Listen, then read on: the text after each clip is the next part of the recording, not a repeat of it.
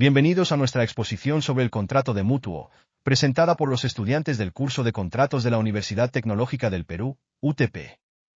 A lo largo de esta presentación, desarrollaremos los siguientes temas. Primero, Deli Gallardo nos explicará el origen del contrato de mutuo. A continuación, Marianela Cruz abordará dos temas: la definición del contrato de mutuo según el Código Civil y las obligaciones de las partes involucradas. Posteriormente, Nicoye Castañeda destacará las características principales de este tipo de contrato. Finalmente, Vladimir revisará la estructura básica de un contrato de mutuo, para luego cerrar con las conclusiones más importantes de nuestra investigación. Esperamos que disfruten esta exposición y encuentren útil la información que hemos preparado. En el origen del contrato mutuo tiene como origen el derecho romano, que es un tipo de contrato civil que implica tanto en la entrega de una cosa fungible, que en este caso puede ser dinero, alimentos, bienes intercambiables, que por una persona o por una parte, el mutuante y el otro, el mutuario, vienen a ser como la obligación de devolver el mismo tipo y la misma cantidad a cosa en el futuro. Esto quiere decir que viene a ser un acuerdo en que se realiza un préstamo sin intereses, a diferencia de otros préstamos con intereses, que viene a ser como un contrato de un préstamo. En el origen del derecho romano, en el contrato mutuo se viene a decir que era una forma de préstamo, que en este caso se regía a un principio de la fungibilidad, que esto significa que viene a ser un objeto prestado, que debe ser intercambiable o fungible, que en este caso vendría a ser como dineros o granos. En este caso el mutuante entregaba la cantidad determinada como una cosa fungible al mutuario, que se comprometía en devolver la misma cantidad de la cosa, pero no era necesario en el mismo bien específico. Si hablamos del contrato mutuo en el sistema doctrinario, se viene a decir que viene a ser un contrato real de buena fe, que perfecciona con la entrega de unos bienes fungibles como el dinero. Se considera que viene a ser un préstamo sin ánimo de lucro, que en el que el mutuario debe devolver la misma cantidad y el especie prestado. Pues en tanto en las obligaciones se viene a decir que el mutuante debe entregar la cosa prestada y el mutuario debe la misma cantidad y especie, asumiendo el riesgo de pérdida, al menos que sea por su culpa. Tradicionalmente se dice que no genera intereses, por algunos sistemas permiten pactarlos, siempre controla los límites legales para evitar la úrsula. Se viene a decir que también el mutuo involucra bienes fungibles que no se consumen o se intercambian, mientras que en el comodato se dice que se refiere a los préstamos de bienes no consumibles para que sea gratuito. En el mutuo puede tener un plazo establecido para la devolución. Si no se pacta, se espera en el que el mutuario devuelva la cosa al mismo tiempo, ya que sea requerimiento del mutuante. Principalmente existen dos tipos de clases de un contrato mutuo, que viene a ser el mutuo de consumo y el mutuo de uso. En el mutuo de consumo se refiere que viene a ser un bien fungible, que en este caso podría ser bienes o mercancías, que donde el mutuario tiene la obligación de devolver la cantidad igual a la misma especie y la misma calidad. En el caso del mutuo de uso se viene a decir que viene a ser un préstamo de bienes que no son fungibles, pero pueden ser utilizados y devueltos por el mismo estado que se entregaron. El contrato mutuo se puede clasificar según la simplicidad y la cuestión de intereses, que en este caso viene a ser los simples, que viene a ser un contrato mutuo simple en su estructura, que se basa en un acuerdo en que una parte presta unos bienes fungibles y que la otra se compromete a devolver la misma cantidad y las mismas especies sin mayores formalidades. En el caso de los intereses se viene a decir tradicionalmente que es un mutuo de contrato sin interés, pero sin embargo puede pactarse con intereses si las partes se acuerdan, ¿no? Siempre y dentro de los límites legales. Continuando con la explicación, ahora veamos qué nos dice nuestro Código Civil sobre el contrato mutuo, lo cual está regulado en el artículo 1648. Y nos dice lo siguiente: por el mutuo, el mutuante se obliga a entregar al mutuatario una determinada cantidad de dinero o de bienes consumibles, a cambio de que se devuelvan a otros de la misma especie, calidad o cantidad. Es decir, en este artículo nos habla sobre el contrato mutuo, en donde el mutuante, quien presta, se compromete a entregar al mutuatario, quien recibe, una cantidad específica de dinero o de bienes consumibles, ya sean como granos, productos agrícolas, entre otros. En este contrato, el mutuatario se obliga a devolver al mutuante una cantidad que equivale en especie, calidad y cantidad.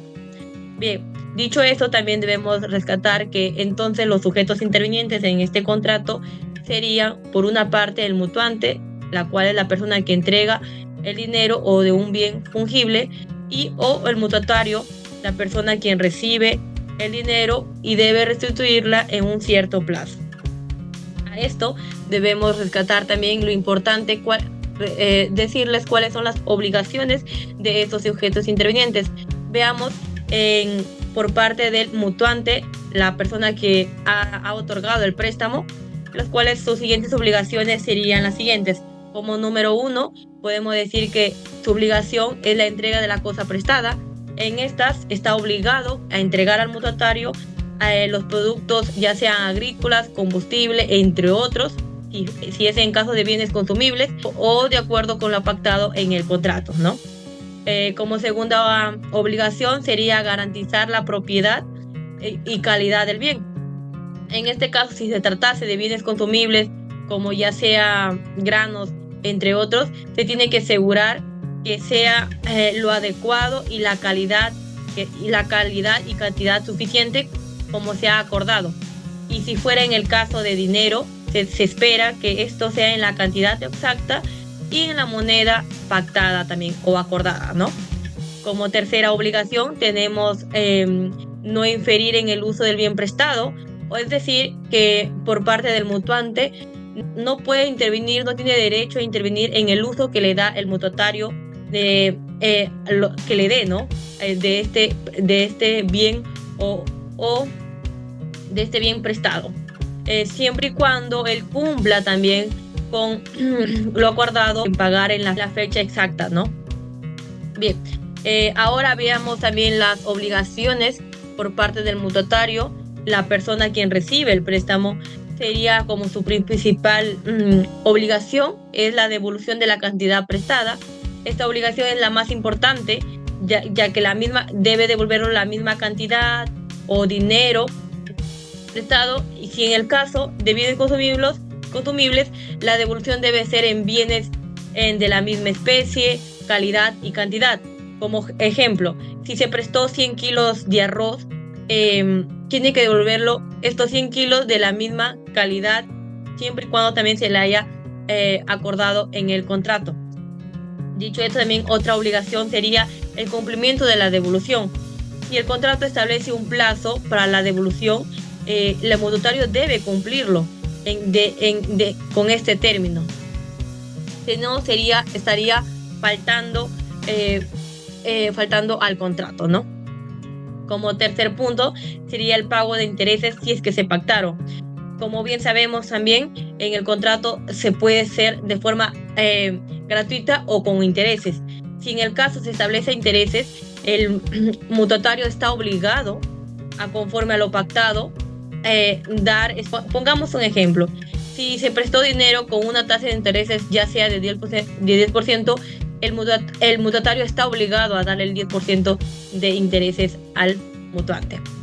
Es decir, con todo esto podemos rescatar que estas obligaciones buscan asegurar que el mutuatario reciba lo que se prestó en el tiempo y forma acordada, protegiendo así sus derechos y su naturaleza de este contrato. Esto es todo de mi parte, daría paso a mi siguiente compañera. A continuación voy a hablar más sobre las características principales del contrato mutuo. 1. Bilateral. Generan obligaciones para ambas partes, el mutuante, quien entrega el bien, y tiene la obligación de transferir la propiedad del bien. Y el mutuatario, quien recibe, tiene la obligación de devolver a bienes equivalentes. 2. El principal es independiente, no requiere de otro contrato para existir o ser válido. 3. Consensual o real. La consensual, según las legislaciones, puede ser consensual, es decir, se proporciona con el acuerdo de las partes.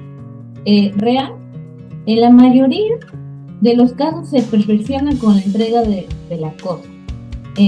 4. Honoroso o gratuito.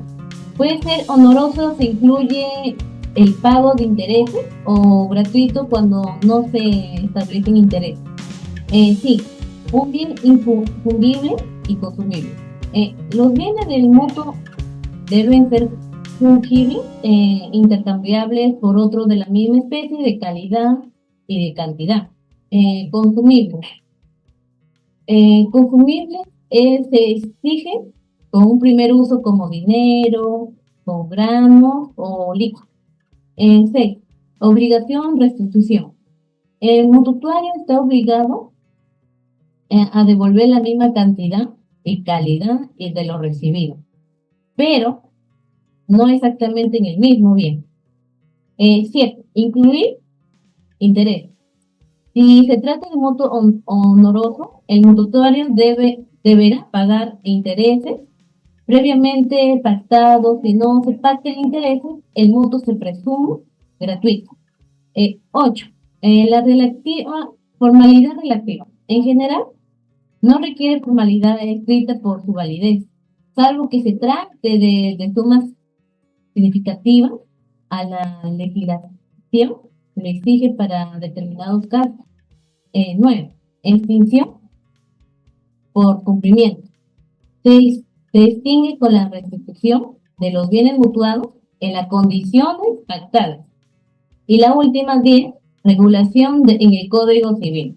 Es un contrato regulado en las legislaciones civiles de muchos países.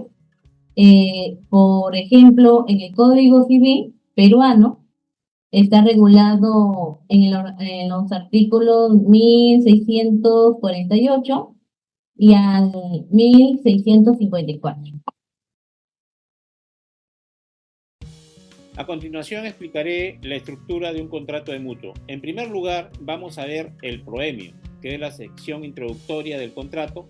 En este apartado vamos a identificar a las partes intervinientes, que en este caso van a ser el mutuante y el mutuatario. Se van a especificar sus nombres en caso de representar a una persona jurídica, el cargo que tienen y también sus datos de identificación, así como sus domicilios.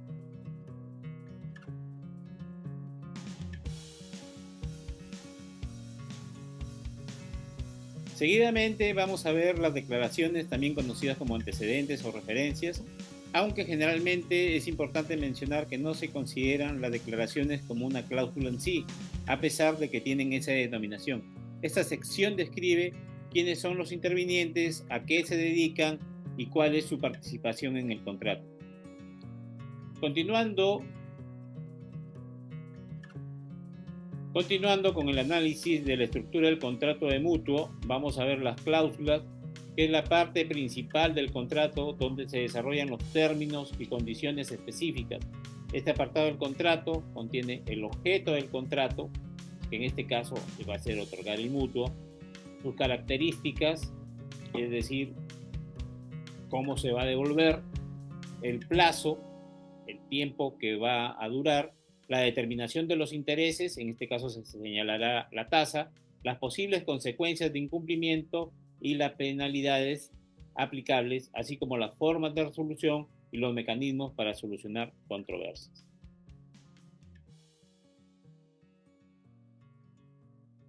La estructura final del contrato contiene la firma de las partes. En este apartado, las partes intervinientes formalizan y validan el contenido del contrato mediante sus firmas. Este acto otorga plena validez jurídica al acuerdo, que adquiere fuerza de ley entre las partes. A continuación, las conclusiones. Podemos concluir que el contrato de mutuo, desde sus inicios en la época del derecho romano hasta la actualidad, es una figura útil tanto en las relaciones interpersonales como en el ámbito financiero. También concluimos que inicialmente fue concebido como un contrato gratuito, pero en la actualidad ha incorporado modalidades onerosas como el cobro de intereses, siendo en la actualidad una figura jurídica muy usada por las instituciones financieras para otorgar distintos productos bancarios.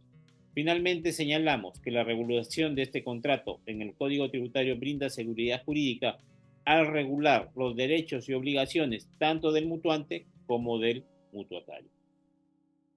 Muchas gracias.